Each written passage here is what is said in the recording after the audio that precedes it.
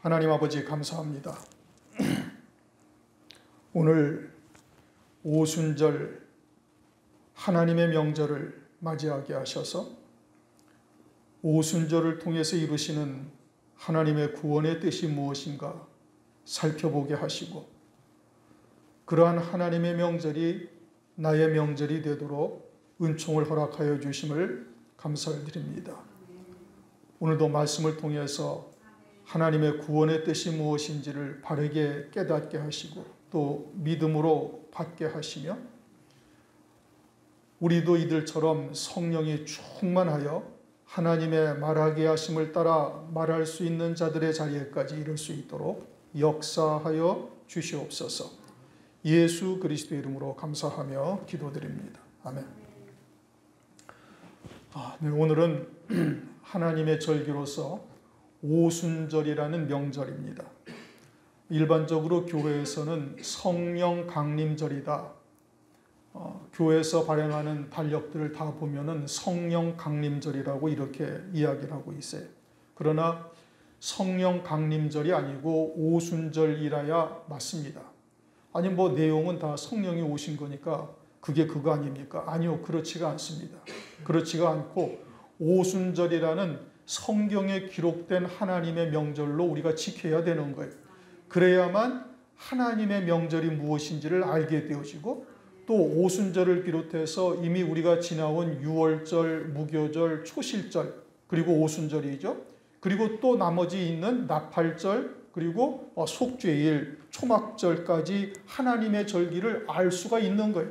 그런데 오순절이라는 말을 다 삭제해버리고 성령 강림절이라고 뜬금없이 딱 이야기를 해버리면은 성경에 기록된 레위기 23장에 기록된 하나님의 명절, 영원히 살아계신 하나님이시고 영원히 살아계신 하나님의 명절이니 그 명절은 영원한 명절이 되어야 되는데, 어디에서 영원한 명절이 되어야 돼요? 하나님의 백성들에게서, 하나님의 나라에게서 영원한 명절이 되어야 되는데, 오늘날 그러한 하나님의 명절이 교회 안에서 영원한 명절로 기억되고 있지를 못하는 거예요. 이제 그 남은 절기, 나팔절이나 속죄일이나 초막절이 요즘은 교회에서 아예 사라진 절기가 되어버렸다 이겁니다. 왜요? 이렇게 오순절이라는 하나님의 명절이 이름이 있음에도 불구하고 성령 강림절이라는 사람이 만든 이름으로 바꿔버린 거예요. 그래서 오순절이라는 절기의 이름을 잊어버리게 하고, 오순절이라는 절기의 이름만 잊어버린 것이 아니라 나머지 모든 절기까지도 다 잊어버려서 절기를 통해서 이루어 가시는 하나님의 구원의 역사를 깨닫지를 못하게 하고 있다 이겁니다. 그러니까 사람의 계명이라는 것이 그런 것이 사람의 계명인 거예요. 성경에 기록된 하나님의 말씀을 떠나서 사람들의 생각으로 이름을 짓거나 또는 사람들의 생각으로 해석을 하거나 이렇게 되어져서 하나님께서 이루어 가시는 구원의 뜻을 잊어버리게 만든 겁니다. 망각하게 만드는 거죠. 그러니까 오늘날 유월절이라는 것을 아는 데가 있나요? 저 이단이라고 하는 하나님의 선교교회 안상홍 증인회, 거기서는 아주 유월절이 최고의 명절이고 유월절 안 지키면 이단이라고 그래요. 뭐 이렇게 하여튼 이상한 곳에서 엉뚱한 걸 가지고서 이야기를 한다 이겁니다. 그러니까 하나님께서 성경에 기록하신 하나님의 말씀이 무엇인지를 바르게 깨달아야 되는 거예요. 그러지 아니하면 그것은 다 소경이 되고 있다 이겁니다. 유월절을부터 시작을 하죠. 유월절은 출애굽할 때 유월절 양으로 어린 양의 피를 갖다가 문인방과 문설주에 바른 이스라엘 백성들의 집은 사망의 권세가 다 넘어간 것이 유월절의 시작이에요. 이것을 통해서 출애굽을 하게 하였죠.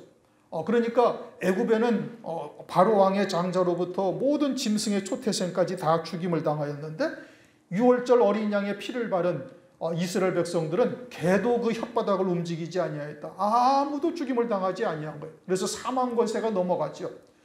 그런데 이제 그것은 그림자인 것이고 실상은 그리스도를 의미하고 있다. 그래서 고린도전서 5장 7절, 우리의 유월절 양 그리스도께서 희생이 되셨느니라. 그러니까 유월절 어린 양으로 출애굽을 한 것은 그림자인 것이고, 그 유월절을 통해서 우리에게 그 절기로서 하나님의 명절로서 주신 실상은 예수 그리스도께서 피 흘려 속죄 구원을 이루신 것이요, 그리스도를 믿는 자가 되어지면 출애굽 때 이스라엘 백성들에게 사망 권세가 다 넘어간 것처럼 오늘날 우리가 죄와 사망의 권세에서 자유함을 얻게 되는 것이죠. 그러니까 절기의 실상은 뭐가 절기의 실상이? 그리스도가 절기의 실상이다 이겁니다. 그 다음에는 무교절이죠.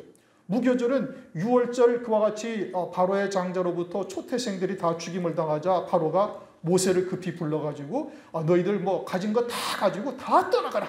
그래가지고 막 급하게 나왔죠. 급하게 나와서 미처 발교되지 못한 떡을 반죽을 가지고 나와서 그것으로 양식을 삼은 거예요. 이렇게 누룩이 없는 떡이었죠. 이게 무교병이다 이겁니다. 그래서 일주일 동안 무교병을 먹는 거예요. 그게 광야에서의 이스라엘 백성들의 양식이 된 거예요. 그러면 이 무교절이라는 것이 우리들에게는 무엇을 의미하는가? 그리스도께서 요한복음 12장을 보면은 마리아가 예수님의 발에다가 나디향을 붓고 자기 머리털로 예수님의 발을 씻기니까 가룟 유다가 아니 이 비싼 것을 가지고서 팔아서 돈으로 가지고 있다가 가난한 자들을 도와주지 왜 예수님의 발에다 붓느냐 라고 막 책망을 할 때 주님께서 뭐라고 말씀하셔요? 그냥 가만두어라. 이건 나의 장사될 날을 위해서 한 일이고 이 복음이 전파되는 곳에는 어디서든지 이 여인을 증거하라, 기념하라, 얘기하라 고 말씀하고 있죠. 그러면 주님의 장사될 날이라는 것은 뭐냐? 예수 그리스도를 무덤에다 묻는 것이요. 그것은 곧 진리를 사람의 사상, 흙 속에 묻어버리는 것을 말하는 것이고 그렇게 사람의 계명으로 변질되어졌을 때도 가장 귀한 나디향과 같은 하나님의 진리의 말씀은 끝까지 전파되어질 것을 계시하고 있는 것이죠. 그러니까 하나님께서는 우리들에게 고린도전서 5장 8절에 우리가 명절을 지키되 묵은 누룩도 말고 괴악하고 악독한 누룩도 말고 오직 순전함과 진실함에 누룩 없는 떡으로 하자. 그러니 광야교회의 양식이 무교병이었던 것처럼 광야교회와 같은 우리들에게 참된 양식은 영의 양식은 이와 같이 누룩 없는 순전함과 진실함에 누룩 없는 떡이어야 된다. 묵은 누룩과 괴악하고 악독한 누룩도 먹어서는 안 된다. 그러니까 무교병이 광야교회의 양식이 됨을 그 절기를 통해서 우리에게 계시해 주는 거예요. 그럼 무교절이 지난 다음 날은 초실절이죠. 6월절, 무교절, 초실절. 초실절이라는 것은 이스라엘 백성들에게 처음 익은 곡식 한 단을 하나님 앞에 요제로 드리는 절기예요. 처음 익은 곡식이라는 것은 보리죠. 보리를 추수해서 보리위삭 한 단을 묶어가지고 하나님 앞에 요제로 드린 절기가 초실절이에요. 그런데 이 절기의 실상은 누구라고요? 그리스도다 이겁니다. 그래서 고린도전서 15장 20절을 보면은 그러나 이제 그리스도께서 죽은 자 가운데서 다시 살아 잠자는 자들의 첫 열매가 되셨도다. 우리가 지난번 초실절에 첫 열매가 이게 단수가 아니라 첫 열매들이라는 복수라고 말씀을 하셨어요. 그 왜 첫 열매들이냐? 그리스도 한 분 아니냐? 그리스도 한 분이 아니라 그리스도께서 그렇게 부활하심으로 첫 열매들로 부활의 영광을 누리게 되어질 성도들이 있음을 말씀하시고 그와 같은 첫 열매들은 하늘에서 이미 이루어진 것임을 말씀하고 있는 거예요. 그럼 그것이 성경에 어디에 나와 있는가? 그것은 요한계시록 14장 4절. 이 사람들은 여자로 더불어 더럽히지 아니하고 정절이 있는 자라. 어린 양이 어디로 인도하든지 따라가는 자며 사람 가운데 구속을 받아 처음 익은 열매로 하나님과 어린 양에게 속한 자들이니. 요한계시록 14장 4절에 하나님과 어린 양에게 처음 익은 열매로 구속받은 자, 속한 자들이다 해서 14만 4천의 종들이 처음 익은 열매다 이렇게 말씀을 하시죠. 그런데 14만 4천의 종들은 환난날에 사역할 두 증인들을 말하는 것이고 그들은 환난날에 순교한 성도들의 대표죠. 그래서 이제 요한계시록 7장 9절을 보면은 아무라도 능히 셀 수 없는 큰 무리가 흰 옷을 입고 손에 종려가지를 들고 하나님과 어린 양의 보좌 앞에서 찬송을 드린다고 말씀하고 있어요. 그래서 이들이 어디서 나왔느냐 물으니까 환난 가운데 어린 양의 피에 그 옷을 씻어 희게 한 자들이다. 그들이 첫째 부활의 영광을 입게 되어질 것을 계시록 20장 4절에서 6절 명시하고 있습니다. 일반적으로 교회에서는 주님이 재림을 하시면 죽은 자들이 다 부활한다라고 이렇게 이야기를 하지만 요한계시록에서는 주님이 이 땅으로 재림하실 때 그 부활하는 자들이 누구냐? 그것은 예수의 증거와 하나님의 말씀을 인하여 목배임 받은 자들이 첫째 부활의 영광을 입고 나머지 죽은 자들은 그 1000년 동안 아무도 다시 살지 못하더라. 그래서 이들이 첫째 부활이요, 그들이 그리스도와 함께 1000년 동안 왕으로서 다스릴 자들이요, 둘째 사망의 해가 그들에게는 해당되지 않는다, 이렇게 말씀을 하셔요. 그들이 바로 초실절 열매다 이겁니다. 그러니까 보리 이삭 한 알을 하나님 앞에 요제로 드린 게 아니라 보리 이삭 한 단을 드린 거예요. 한 단에 그 보리 알갱이가 얼마나 있어요? 무수하게 있죠. 그러니까 그와 같이 초실절을 통해서 우리의 구원이 그리스도 안에서 어떻게 이루어질 것인가를 우리가 이제 절기를 통해서 깨닫는 겁니다. 그리고 남은 절기가 뭐예요? 이제 오순절, 오늘 오순절이죠.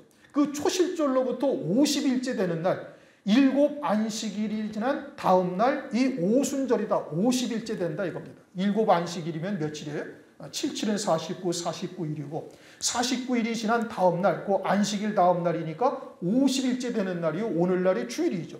그러니까 예수님께서 6월절 날 6월절 양으로 희생되시고, 무교절 날 무덤에 묻히시고, 초실절 날 부활의 첫 열매가 되셨어요. 그러니까 절기대로 예수님이 이루어 가시는 구원의 역사를 알 수가 있고, 오순절 되니까 어떤 일이 벌어졌어요?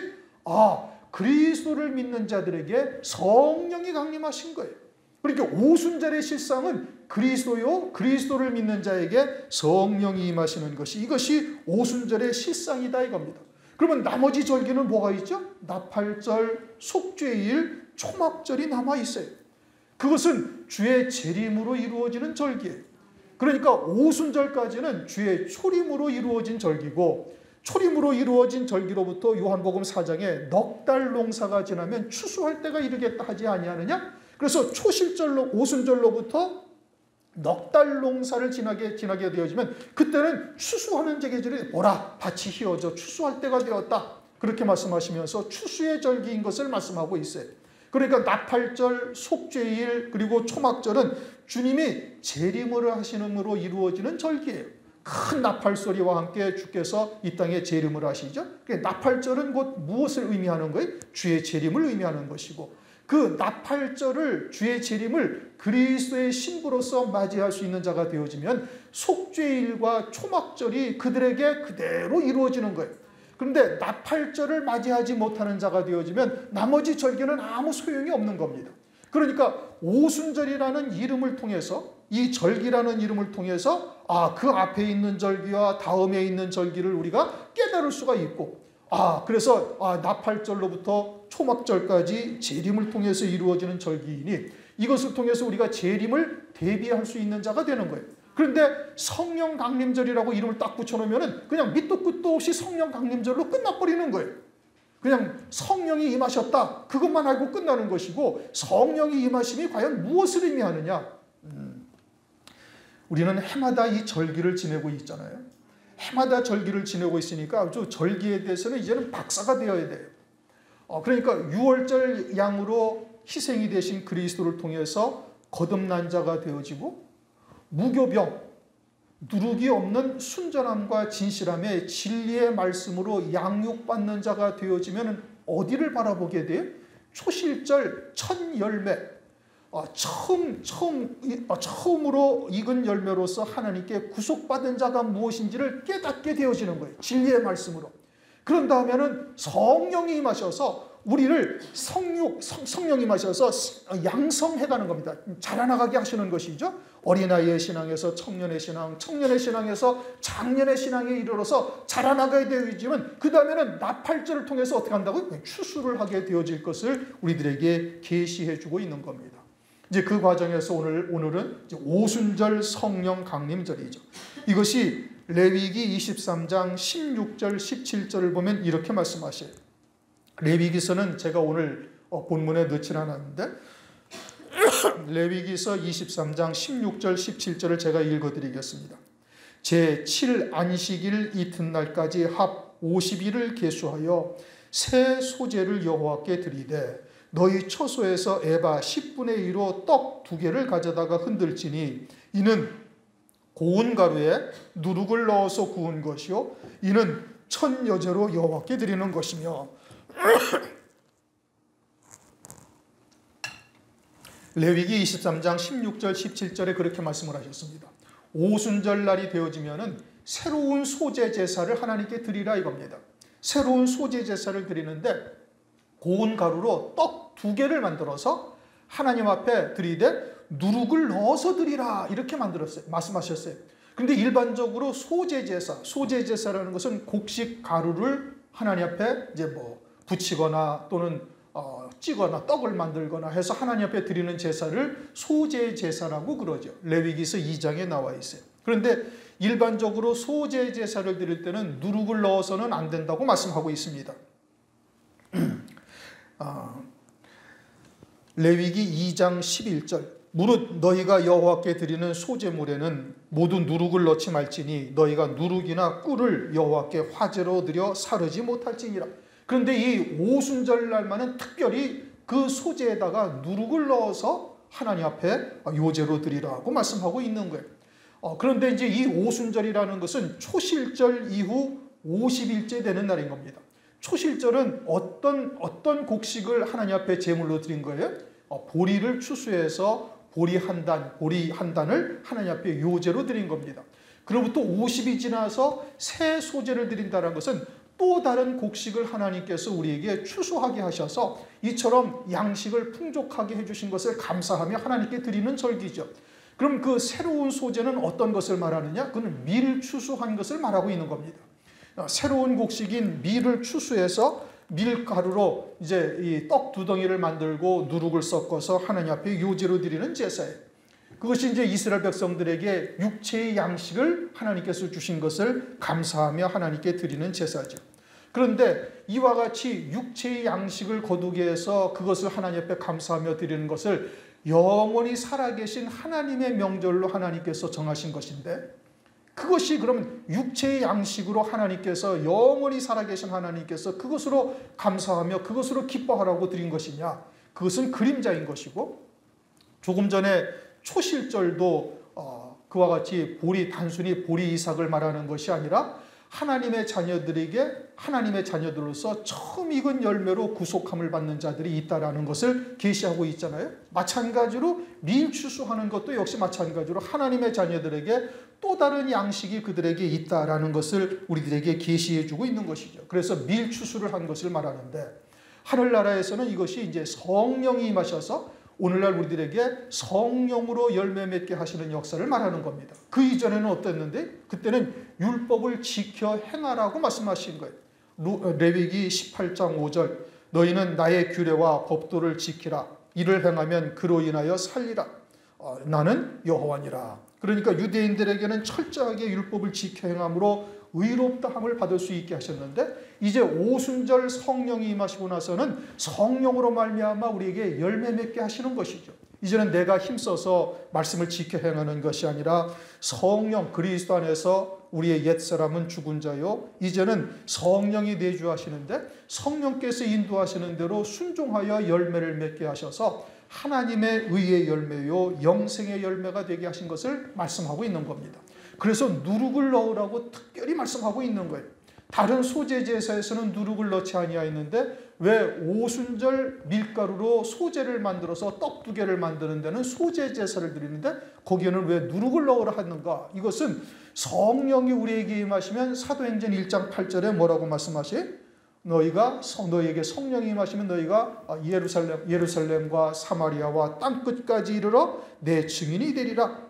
그러니까 사도행전 1장 8절에 말씀하시기를 예루살렘과 사마리아와 온 유대와 땅끝까지 이르러 내 증인이 되리라. 예루살렘으로 시작해서 땅끝까지 그리스도의 증인이 될 것을 말씀하시죠.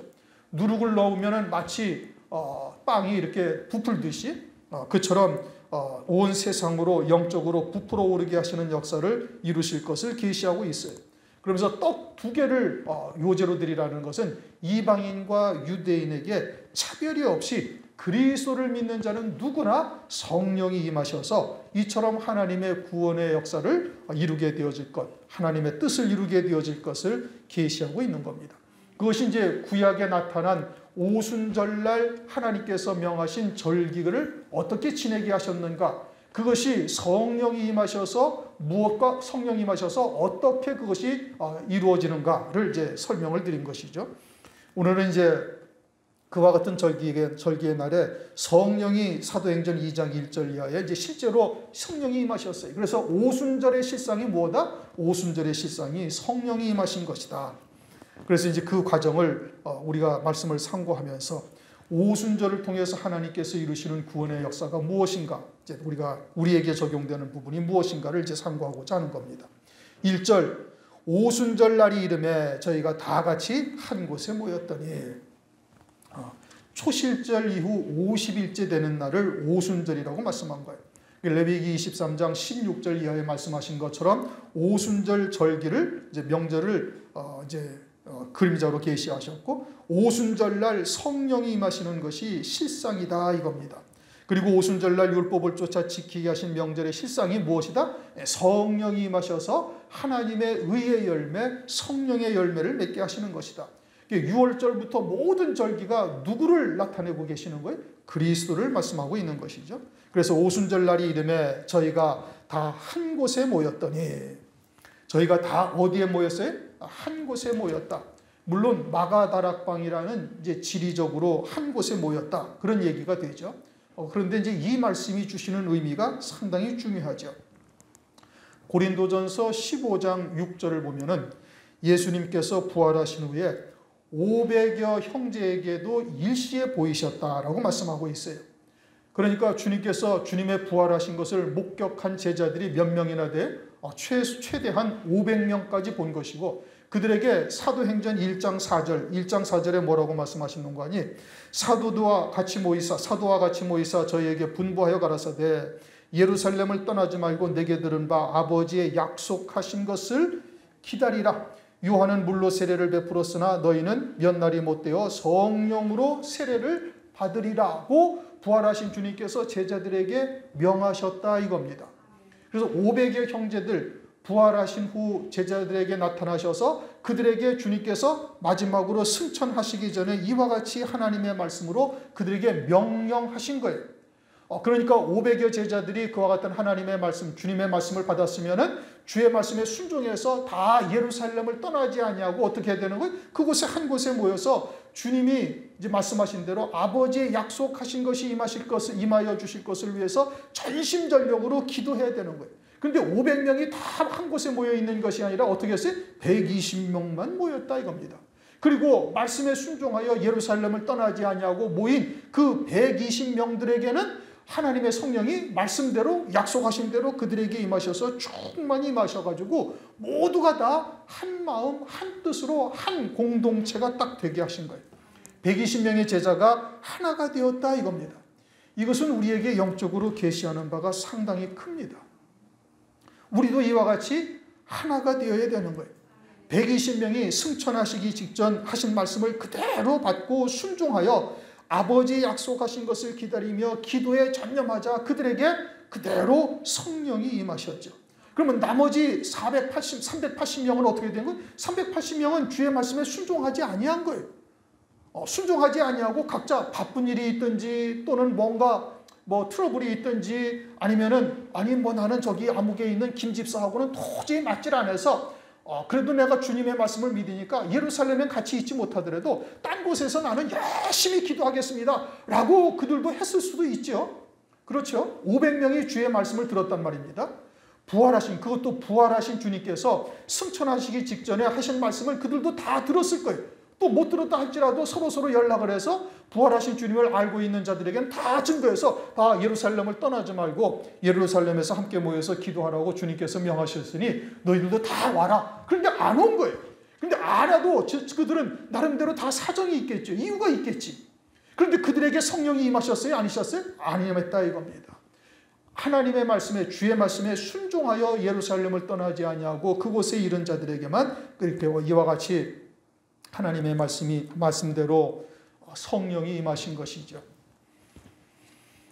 마지막 때에는 요한계시록의 7 금촛대 교회를 하나님께서 세우시고 금촛대 교회의 사자들을 그 오른손으로 붙들고 계시면서 그리고 금촛대 사이를 다니신다. 요한계시록 2장 1절 7 금촛대 교회의 첫 번째 주님께서 나타나서 보여주신 모습이 그러한 겁니다.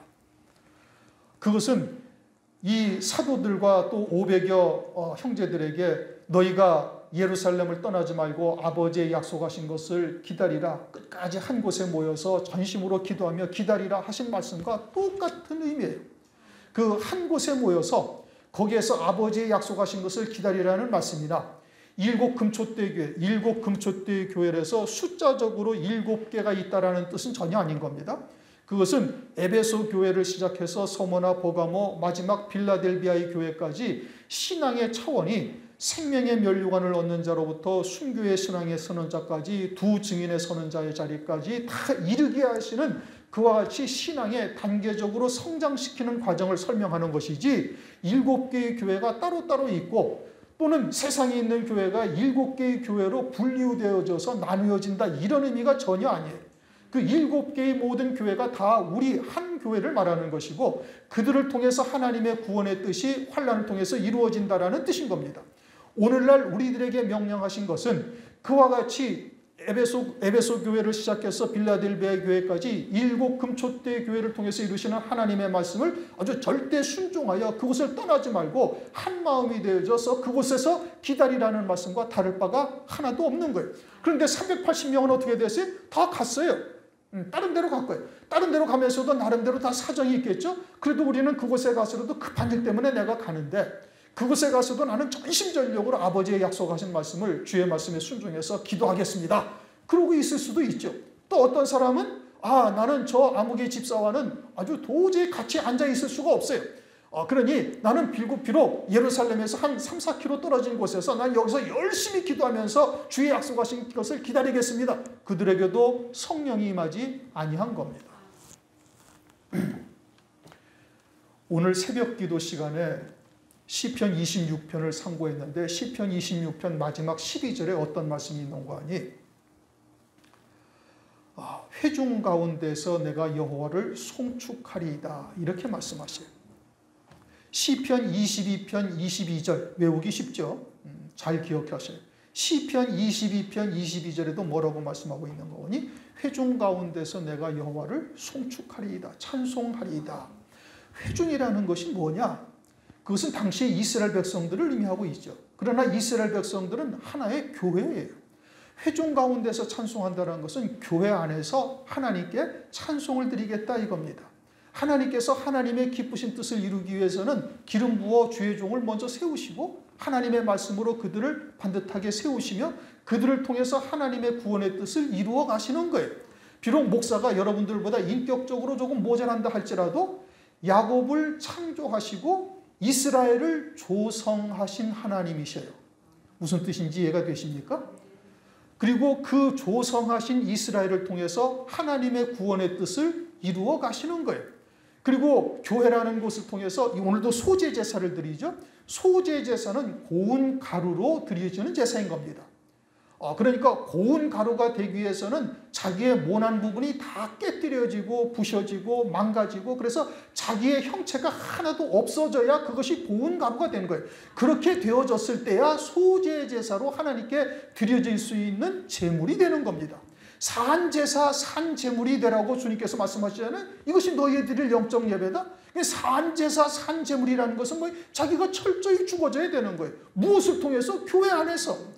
교회 안에서 여러 사람들과 서로 부딪히며 갈등하며 목사로부터 책망을 듣고 지적을 당하고 때로는 칭찬을 당하고 그러면서 부서지고 깨뜨려져서 자기 자아가 완전히 사라져야 고운 가루가 되어지는 겁니다. 그냥 자기 혼자 나가서 뚝 떨어져 나가 있으면 그것이 고운 가루가 되나요? 모난 부분 그대로 죽을 때까지 그대로 갑니다. 반드시 교회라는 범주 이 테두리 안에 딱 들어와 있어야 되는 거예요. 그곳을 통해서 깨뜨려지고 부셔지고 그래서 고운 가루가 되어져서 그래야 하나님 앞에 드려질 수 있는 제물 제사가 되어지는 것이지 자기 혼자 나는 그 말씀은 믿어요. 그런데 목사는 내가 인격적으로 도저히 저 인간은 따라갈 수가 없어요. 그건 틀린 겁니다. 그는 교회라는 회중 가운데서 하나님께서 이루어 가실 하나님의 뜻이 무엇인지를 전혀 깨닫지를 못하고 있는 거예요. 여러분들보다 목사는 훨씬 더 심한 불같은 시련을 당하고 여러 가지로 겪어보고 여러 가지로 영적으로 체험하고 그러고 나서 하나님의 말씀을 하나님께서 주신 거예요. 그와 같이 진리의 성령이 계셔야 하나님의 말씀을 진리 가운데로 인도하시는 것이지, 성령이 아니 계신데 어떻게 진리 가운데로 인도함 받을 수가 있어요? 여러분들이 들으시는 말씀이 진리라는 것을 믿습니까? 그러면은 목사 안에 계신 하나님의 영이 진리의 성령이라는 것을 인정하셔야 되는 것이고, 성령 안에서 여러분들을 깨뜨리시기 위해서 때로는 화를 내기도 하고, 때로는 책망을 하기도 하고, 때로는 아주 칭찬을 하기도 하고, 그 범주 안에 들어와 있어야 돼요. 목사의 관할하에 딱 들어와 있어야 되는 거예요. 그래야 금초대 교회의 성도로서 순교의 신앙까지 설 수가 있고, 환난 날에 사역할 두 증인의 자리까지 있을 수가 있는 겁니다. 두 증인, 순교의 성도가 되기 위해서는 이 교회를 통해서 끝까지 환난 직전까지 있어야 그 신앙에 이를 수가 있는 것이지, 자기 생각으로 나는 그 신앙에 섰다라고 생각한다면 큰 오해입니다, 여러분. 제가 하나님의 말씀을 증거하면서 여러분들에게 늘 말씀드리기를 넓게 좀 들으시라고 계속 강조를 하고 있어요. 제가 여러분들의 하나하나를 다 지적하고 말씀으로 책망을 할까요? 여러분들 여기 못 앉아 있습니다. 여러분, 한 사람도 여기 배겨날 사람이 아무도 없어요. 책망하기, 실제 예를 들어서 여러분들 책망하기 시작하면 한 사람도 여기 남아있을 사람 아무도 없어요. 그러니까 하나님의 말씀을 전가할 때, 이게 오늘 내게 주시는 말씀이다, 믿음으로 받으셔야지. 여러분, 예배를 누구 앞에서 드려요? 목사 앞에서 드립니까? 하나님 앞에서 드려야죠. 하나님의 말씀으로 들을 수 있어야 되는 겁니다. 하나님의 말씀으로 들고 나를 죽이고 딱 순종을 할 수가 있어야 되는 것이지, 그러지도 못하면서 어떻게 자기를 제물로 하나님 앞에 드려질 수가 있어요. 한 곳에 모인다, 이게 참 중요한 말씀이에요. 380명에게는 아무런 그들이 어떠한 합당한 이유를 댄다 할지라도 하나님의 말씀에 불순종한 자들이요, 그들에게는 성령이 오순절날 임하질 아니한 겁니다. 주님은 아버지의 약속하신 것을 따르라, 기다리라. 내가 예루살렘을 떠나지 말고 내게 들은 바 아버지의 약속하신 것을 기다리라. 하나님의 주님께서 명령하신 대로 그대로 순종하는 자에게 임하는 것이 하나님의 성령인 것이고, 그것은 마지막 때 우리가 또 받아야 할 것이 7영의 충만함을 받아야 할 것을 또 성경에서 말씀하고 있잖아요. 사도행전 2장 18절, 내가 또 남종과 여종들에게 내가 또다시 영을 부어주리니 저들이 예언하게 될 것이라. 그것은 환난 날에 사역할 종들이요, 그들은 환난의 때까지 함께 동고동락해서 끝까지 그와 같은 연단의 과정들을 거쳐서 고운 가루가 되지 않으면 절대 있을 수가 없다, 이 뜻인 겁니다. 나머지 380명도 주의 말씀을 들었죠. 예루살렘을 떠나지 말고 아버지의 약속하신 것을 기다리라는 말씀을 들었던 거예요. 그런데 어떻게 했어요? 다 갔어요, 다른 데로. 다 사정이 있겠죠. 나름대로 여러 가지 사정이 있겠죠. 그러나 주님의 말씀에 순종할 수가 없었던 그들에게는 하나님의 말씀이, 성령이 임하지 아니하신 겁니다. 한 곳에 모였다. 이게 무엇을 의미하는지를 여러분 잘 생각하고 깊이 묵상을 해야 되는 겁니다. 2절, 호련히 하늘로부터 급하고 강한 바람 같은 소리가 있어 저희 앉은 온 집에 가득하며. 그때 호련히 하늘로부터 급하고 강한 바람 같은 소리가 있다. 이것은 하나님의 마음이 어떠하신가를 우리들에게 알려주시고 있는 겁니다. 오순절 명절은 모세의 때의 율법으로 이스라엘 백성들에게 명하신 거예요. 그것은 주님이 오시기 약 1400여 년 전인 겁니다.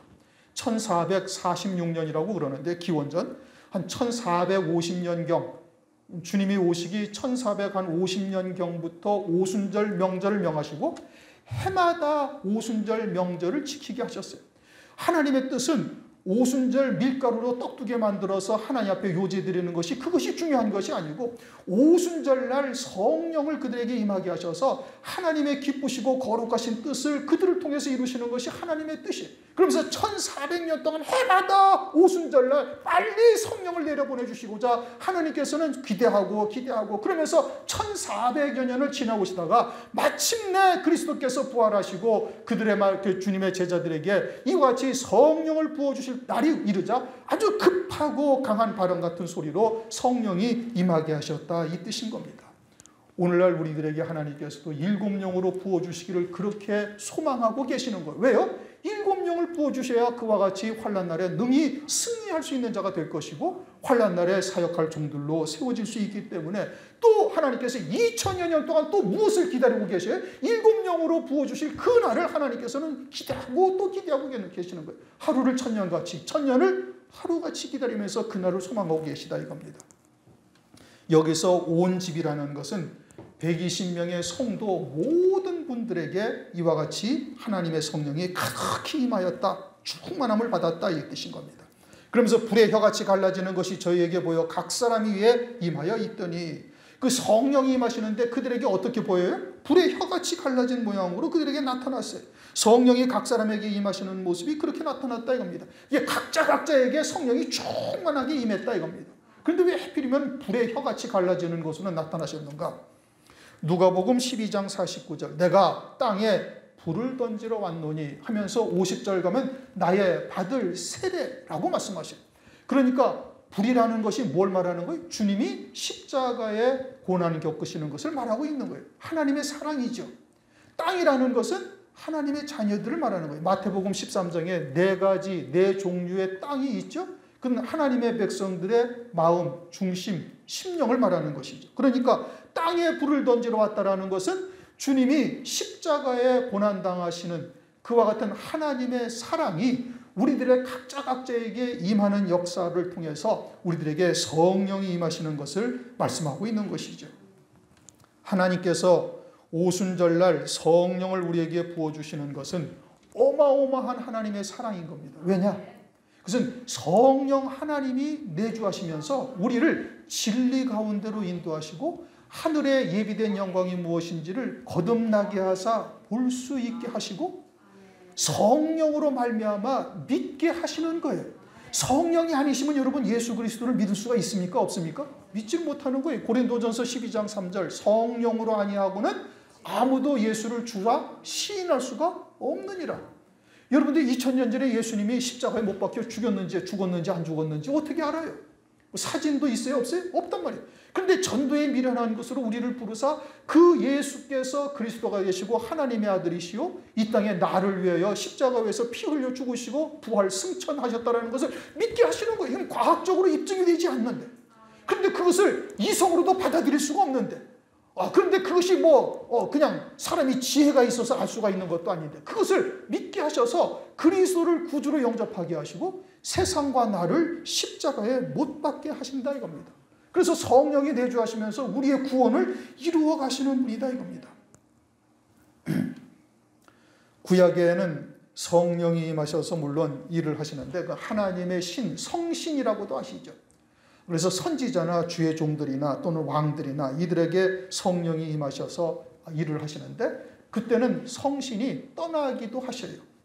그래서 다윗이 이렇게 고백합니다. 시편 51편 11절, 주의 성신을 내게서 거두지 마소서. 그런데 오순절날 그리스도의 믿는 자 성령이 임하시고 나서는 그 성령은 우리에게 영원히 함께 하신다. 요한복음 14장 16절, 내가 아버지께 구하겠으니 그가 또 다른 보혜사를 너희에게 주사 영원토록 너희와 함께 있게 하시리니. 우리의 구원이 다 끝날 때까지 부활하여 하나님의 신령한 몸을 우리가 입게 되어질 때까지, 그때까지 어떻게 한다는 거예요? 함께 하신다는 거예요. 로마서 8장 11절, 나사렛 예수를 죽은 자 가운데서 살리시고 부활하게 하신 하나님의 영이 우리에게도 임하셔서 우리도 부활할 때까지 무엇으로 말미암아 부활해요? 성령으로 말미암아 부활하는 거예요. 그러니까 성령께서 우리 안에 내주하셔서 영원한 세계에서 신령한 몸을 입게 될 때까지 우리와 함께 계시며 우리에게 은혜를 베풀고 계신다 이겁니다. 보혜사라는 이름으로 우리를 돕는 자, 위로자, 상담자라는 뜻이죠. 그리고는 성령이 이제는 우리에게 주인이 되셔서 성령으로 감동케 하시고 믿게 하시고 그리고 하나님의 뜻을 이루는 도구로 우리를 사용해 가시는 겁니다. 그러니까 이제는 내 몸이 아니라 그리스도의 것이요 하나님의 전이다. 고린도전서에서 그렇게 말씀하고 있죠. 그러니 우리는 늘 성령의 충만함을 간구해야 되고 성령의 인도하심에 순종할 수 있는 자가 되어져야 되는 거예요. 그럴 때 나의 구원이 온전히 이루어지고 하나님의 지팡이로도 쓰임받는 자가 될 수가 있다 이겁니다. 4절을 다 같이 읽어보십시다. 4절 다 같이 시작. 저희가 다 성령의 충만함을 받고 성령이 말하게 하심을 따라 다른 방언으로 말하기를 시작하니라. 성령의 충만함을 받았다 이거죠. 성령의 충만함을 받으니까 나타난 일이 뭐예요?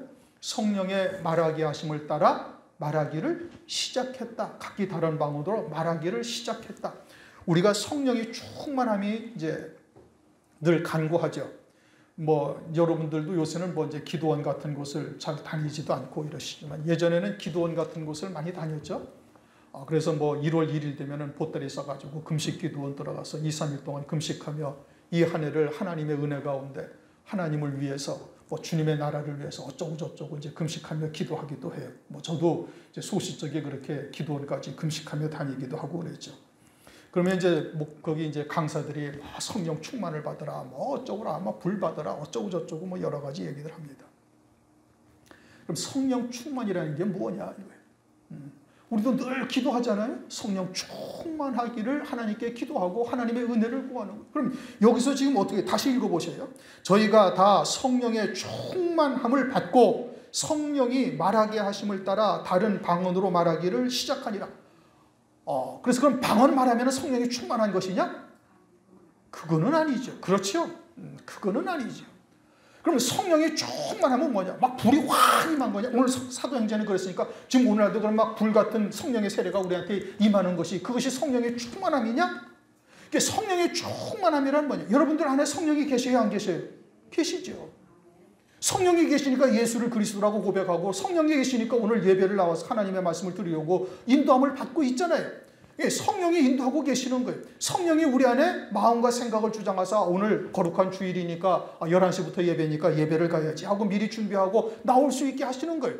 이 성령의 충만함이라는 것은 성령이 내 안에서 역사를 하시는 것에 내가 절대 순종하는 자가 되어지면 그게 성령의 충만한 거예요. 여기서 지금 다시 읽어봐요. 성령의 충만함을 받고 성령이 말하게 하심을 따라 다른 방언으로 말하기를 시작하니라. 그러니까 이들이 성령의 충만함이 임했던 것이고 성령의 충만함이 임하니까 이것이 어떤 감각적이고 눈에 보이는 것이고 이게 아니고 우리는 자꾸 그걸 생각한다면 이게 육신에 속한 생각이란 말이에요. 성령은 내 안에 계세요. 내 안에 계셔서 성령께서 하나님의 뜻이 무엇인지 하나님이 누구신지 우리를 위해서 예비하신 영광이 무엇인지를 말씀을 통해서 우리에게 깨닫게 하신단 말이에요.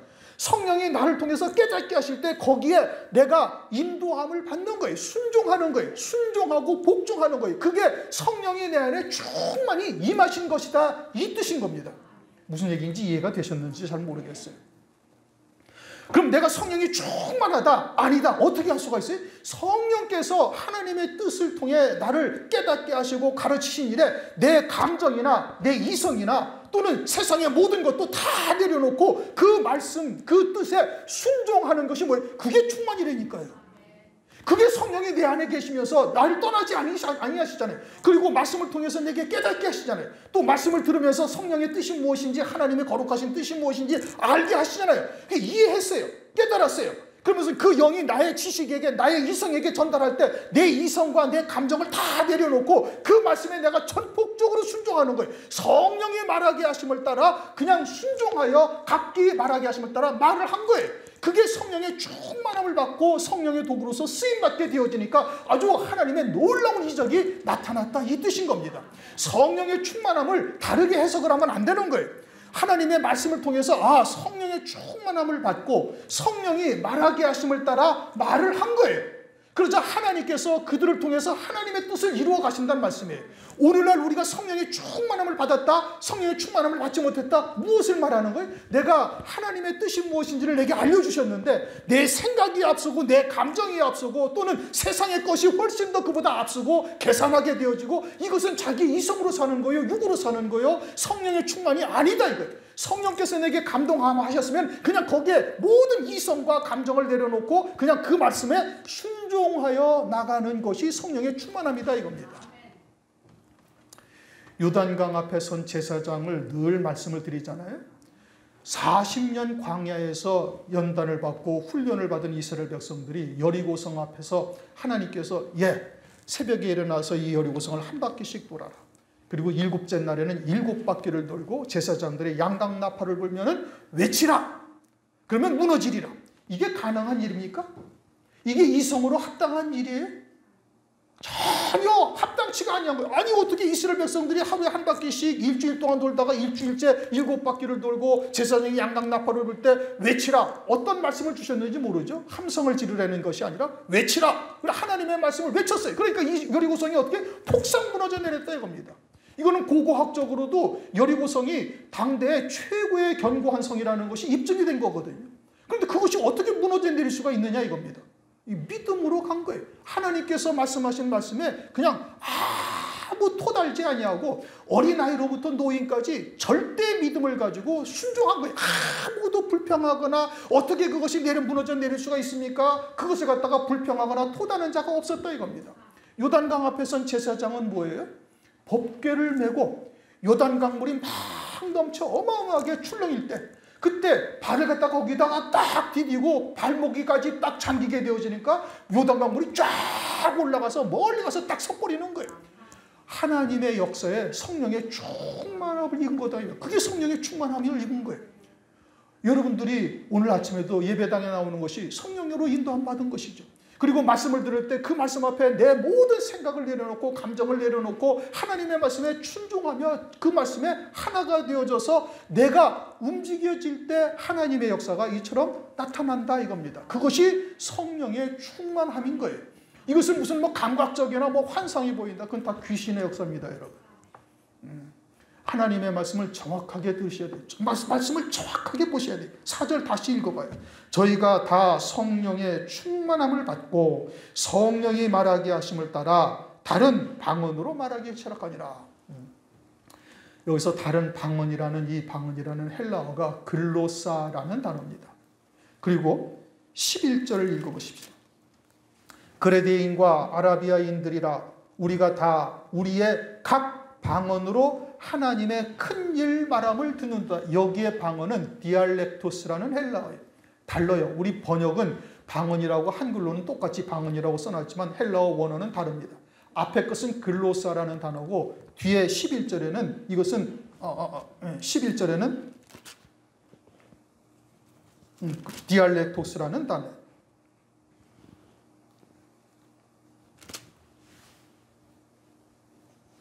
8절도 보십시오. 8절 우리가 우리 각 사람의 난곳 방언 이 난곳 방언 8절이 디알렉토스고 11절은 글로사라는 단어예요. 무슨 글로사와 디알렉토스라는 이 방언이라는 뜻이 어떻게 다른가 하니 앞에 글로사라는 우리 방언으로 말하기를 시작했다라는 것은 자연적으로 얻어지지 아니하는 것이라는 뜻입니다. 그러니까 우리가 기도를 하면서 이제 방언을 하는 것은 그건 자연적으로 얻어지는 언어가 아니다 이 뜻이에요. 그 다음에 8절에 우리가 난 곳의 방언으로 듣는다라는 것은 각 지방의 방언, 이야기로 말로 듣는 겁니다. 미국 아이들은 영어로 듣는 것이고 러시아 사람들은 러시아 말로 듣는 것이고 중국 사람들은 중국말로 듣는 거예요. 그러니까 신기하게 이처럼 120명이 한 곳에서 모여서 성령의 충만함을 입고 성령의 말하게 하심을 따라 다 말을 했어요. 방언으로 이야기를 하니까 듣는 자들은 각 지방에 애굽에서 온 사람들은 애굽말로 듣고 멀리 다신 필라델비아 지방에서 온 사람들은 그쪽 지방 말로 듣고 이와 같은 이적이 나타났다 이 뜻인 겁니다. 그전에도 한번 말씀을 드렸죠. 제가 중고등부 부장을 하면서 여름 수양회 때 중고등부 학생들 한 60-70명 정도를 데리고 가서 이제 수양회를 해요. 그러자 이제 전도사님이 이제 말씀을 증거하고 난 다음에 아이들한테 안수 기도를 할 테니까 부장님이 앞에서 기도를 인도하셔요. 그래서 이제 막 음악을 찬송을 틀어놓고 앞에서 기도를 하는데 이제 막 제가 방언 기도를 하고 막 그랬죠. 막 방언 기도를 하고 눈을 감고 막 방언 기도를 막 하는데 아이들도 전부 다 막 두 손 들고 막 기도를 하면서 방언을 하는 자는 방언으로 기도하고 또 안 되는 자들은 말로 기도하고 막 기도하는데 제가 한참 기도하다가 갑자기 소리가 어떻게 들리는 거 아니? 으쌰 으쌰 으쌰 딱 이렇게 들리는 거예요. 신기한 일이에요. 그래가지고 기도하다 말고 눈을 딱 떠가지고 봤어요. 그러니까 막 다 손을 들고 기도하고 있고 전도사님은 막 다니면서 안수 기도를 막 하고 있는 중인데 그 소리는 그렇게 각자가 막 기도하는 소리가 제 귀에 딱 들리는데 으쌰 으쌰 하면서 막 하늘로 올라가는 이와 같은 기도 소리로 들린다 이겁니다. 신기한 체험을 한 거예요. 그래서 제가 이 말씀을 딱 믿어요. 막 방언으로 막 기도하니까 듣는 사람들은 자기 지역의 말로 듣는 거. 일본 사람은 일본 말로 듣고, 영국 사람은 영국 말로 듣고, 러시아 사람은 러시아 말로 듣는 역사가 나타난다 이겁니다. 장차 환난 날이 되어지면 두 증인이 나가서 하나님의 말씀을 증거해요. 그런데 러시아 가서 증거할 수도 있고, 미국 가서 증거할 수도 있고, 일본 가서도 증거할 수가 있어요.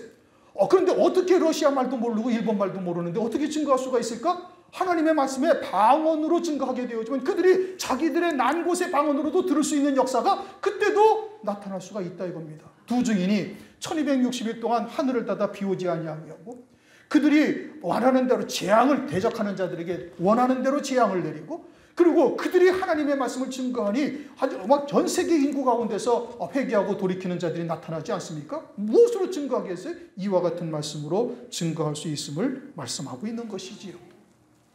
오늘 오순절 명절을 통해서 우리에게 이루어질 오순절 명절이 무엇인가? 성령의 충만함이 무엇인가?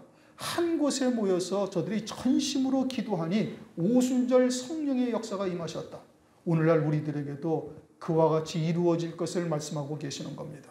하나님의 말씀을 다시 잘 들어가셔서 돌아가셔서 묵상하시고, 오늘 말씀을 다시 다 기억하시고, 그리고 성령의 충만함이 무엇인가?